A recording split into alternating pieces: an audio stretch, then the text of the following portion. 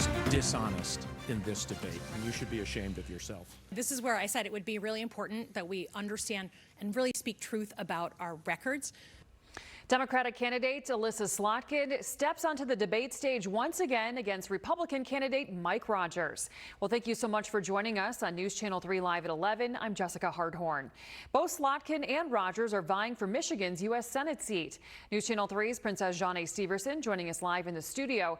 And Princess, the two are fighting to replace current U.S. Senator Debbie Stabenow, who's retiring after this term. Exactly, and Stabenow has been holding that spot for more than 2 decades. Now, whoever is dubbed Michigan's next senator will continue the Democratic reign in state politics or will be the state's first Republican senator since the early 90s.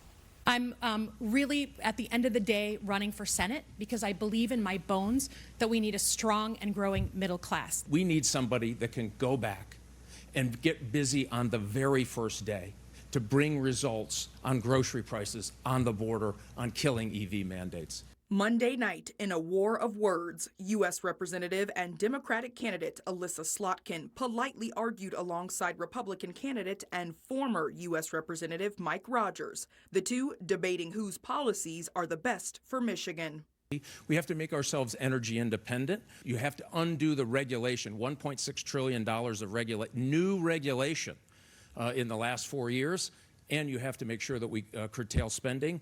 Slotkin says it takes more than that to strengthen Michigan's economy. She says it comes down to 3 specific things, starting with bringing supply chains back to the U.S. We got to attack the costs that are just our major parts of our budget.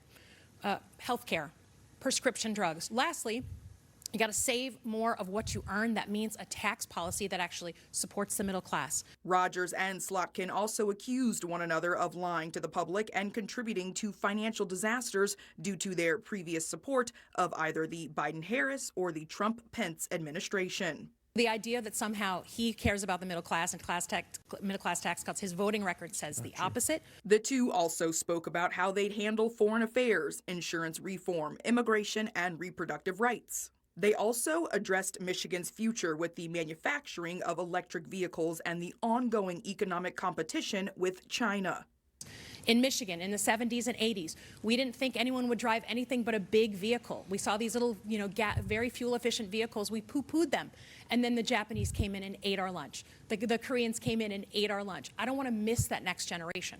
And by the way, it also means saving auto jobs. 5,000 auto dealers wrote an open letter to the Biden administration and said, you are killing the car business. Let's go to hybrids.